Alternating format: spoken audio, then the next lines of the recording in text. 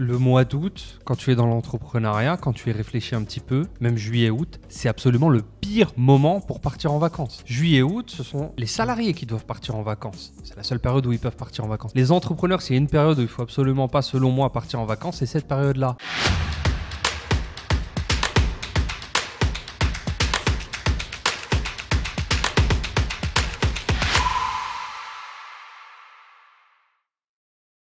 Comment préparer le Q4? Quel type de produit vendre? Quel media buying?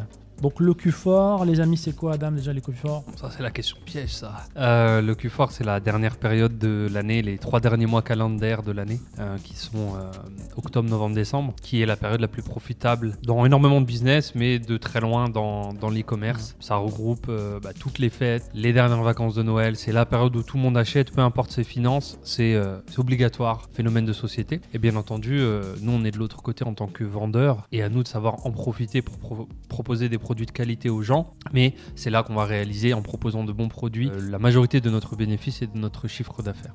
Yes, en fait, la majorité, enfin pas la majorité, mais il y a beaucoup de business en fait où ils font tous leurs bénéfices pendant cette période-là. Ils préparent tout pendant toute l'année leur business pour le Q4 en fait.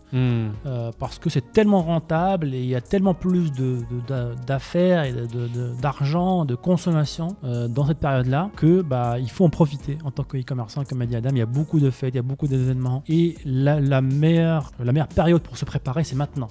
C'est maintenant, c'est pendant l'été, c'est la fin d'été. Voilà, nous, avant, on commençait, pendant que tout le monde était en vacances à la plage, on est en train de préparer le Q4 pour pouvoir cartonner. Et lorsque le Q4 était là, on avait déjà tous les outils en place pour pouvoir en profiter au maximum. On n'entend pas le Q4 pour se préparer au Q4. Donc c'est le bon moment aujourd'hui de faire ça. On pourrait peut-être partager quelques astuces pour les gens. C'est pas évident en podcast. On pourrait limite faire... Dans les grandes lignes, comment préparer au mieux le Q4? Pour moi, ça commence par la base, ton produit, tes produits. Quel produit vais-je vendre en fait? Et pour moi, l'une des stratégies qui est simple mais efficace, le Q4, ça va être la très bonne période pour relancer vos plus gros winners. Donc il faut les repréparer, il faut leur donner un petit coup de lifting, c'est-à-dire nouvelle créative, nouvelle offre marketing, peut-être qu'il y a une nouvelle version de ce produit, une nouvelle couleur. Il y a quelque chose, c'est obligé, il y a toujours quelque chose sur les gros produits comme ça. Et on peut aussi espionner les produits donc à soi, mais aussi de sa niche, qui ont cartonné pendant le dernier Q4, pendant octobre, pendant novembre, pendant décembre, et préparer à l'avance une liste de produits qu'on va lancer pendant cette période-là. Et quand je dis préparer à l'avance, ça va être préparer le produit, le sourcer, faire mes fiches description, faire mes offres marketing et mes créatifs d'avance. Je sais que j'ai un top 10 des produits, du plus chaud au moins chaud que je vais devoir lancer et ils sont prêts à être lancés. C'est-à-dire que j'ai déjà des créatifs, donc ça demande aussi du boulot d'avance. J'ai déjà peut-être 4-5 vidéos par produit minimum. Et ça déjà, tu as un train d'avance sur beaucoup d'e-commerçants qui vivent au jour le jour en termes de campagne marketing, en termes de lancement de produits. Où ils se lèvent le matin et se disent qu'est-ce que je vais lancer ce matin? C'est peut-être pas la meilleure stratégie. Je trouve que déjà c'est déjà un bon premier socle parce que le produit va rester quand même le cœur de votre marketing. Autre chose, ça peut être d'avoir une stratégie à l'opposé, où vous récoltez pas mal d'emails en ce moment, pendant des périodes dites un petit peu creuses. Typiquement, on peut faire des campagnes d'emails, on peut récolter des emails avec des e-books, on peut juste vendre des produits un petit peu moins chers dans le but de pas faire de bénéfices, mais ça nous permet de générer un nouveau client et de récolter son email. Ce qui va nous permettre pendant le Q4 de contacter ces emails gratuitement, puisque la publicité va augmenter, ça c'est obligatoire. À chaque fois, c'est l'offre et la demande. La pub va augmenter. Donc un moyen de communication qui lui ne va pas augmenter, c'est l'email. Donc plus j'aurai d'emails, plus je vais pouvoir contacter de clients ou clients potentiels sans augmentation de coût. Donc, ce qui va me permettre d'aller chercher mon bénéfice à ce moment-là. Carrément. Je dirais aussi, par exemple, sécuriser des influenceurs, par exemple.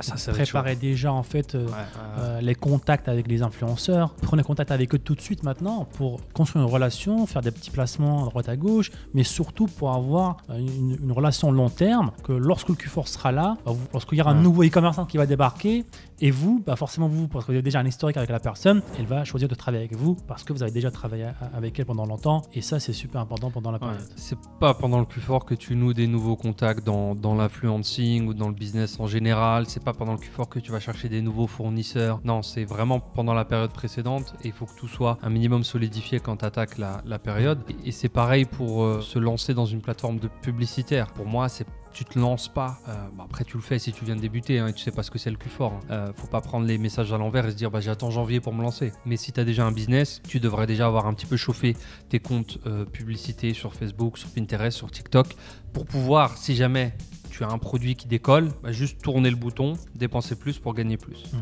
Ouais, le Q4, c'est pas le moment, la période où on va apprendre de nouvelles compétences ou apprendre une nouvelle plateforme. Bah là, aujourd'hui, c'est maintenant qu'il faut le faire ça.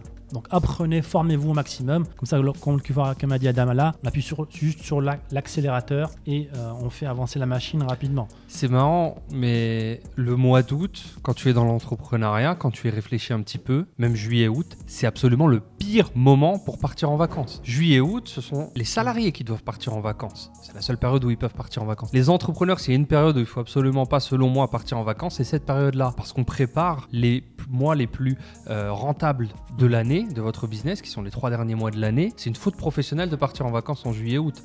C'est être encore câblé comme un salarié quand on est devenu entrepreneur. On se trompe de jeu là. Et ça peut être fatal pour son business. Ouais, et je pense surtout une des choses les plus importantes aussi pour préparer au Q4 au max, c'est aussi le budget en fait. Donc au lieu de créer votre budget en vacances, des vacances que vous allez oublier une semaine après la fin de ces vacances-là, bah voilà, préparez un budget pour pouvoir cartonner et faire exploser vos résultats pendant le Q4. Donc ça aussi, ça fait partie de la préparation aussi pour cartonner pendant cette période. Ouais, il y a beaucoup de personnes, bon, après, on donne du contexte à ce qu'on dit aussi, il y en a qui ont des enfants, ils peuvent jamais partir le reste de l'année, donc c'est un peu le moyen. Il y a eu les 2 années, on pouvait pas partir, blablabla. Après, voilà, il faut faire des sacrifices. À un moment donné, il y a un moment, quand tu me dis... On peut pas avoir... le beurre et l'argent du beurre, quoi. Donc il faut faire des sacrifices, ne pas partir en vacances une fois par an pour en fait avoir ce momentum là et profiter du Q4 au maximum. Pour moi, ça en vaut les coups. On peut trouver des vacances pas chères, je sais pas, partir faire un truc on va chez la famille qui coûte pas trop d'argent. Oui, par non, exemple, tu peux quand tu le cherches, tu peux, bien sûr. C'est ça. C'est un choix, c'est un sacrifice, un choix. Exactement.